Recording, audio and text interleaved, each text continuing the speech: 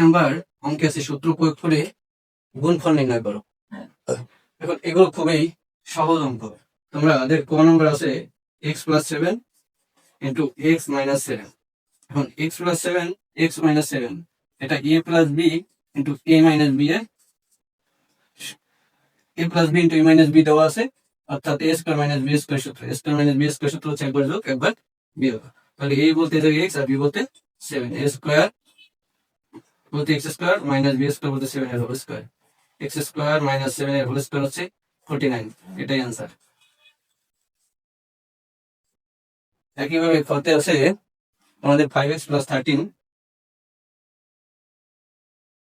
Into 5x minus 13। এই জায়গায় এ হচ্ছে 5x আর বি হচ্ছে 13, এ স্কোয়ার মাইনাস বি স্কোয়ার সূত্র। তাই 5x এর হোল স্কোয়ার মাইনাস 13 এর হোল স্কোয়ার, এ স্কোয়ার মাইনাস বি স্কোয়ার। এবং 5 এর উপর স্কোয়ার করলে 25 এক্স স্কোয়ার মাইনাস 13 এর উপর স্কোয়ার করলে 169।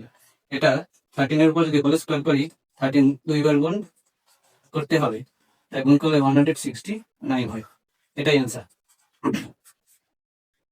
এখন 2 নম্বর অঙ্কে আছে xy plus yz into xy minus yz। এখন a plus B into a minus B সূত্র দিয়ে অঙ্ক করতে হবে। এ বলতে xy, বি বলতে yz। এখন ক খ যেহেতু করা আমি করিয়েছি, তাই গ এই ক খর মতোই।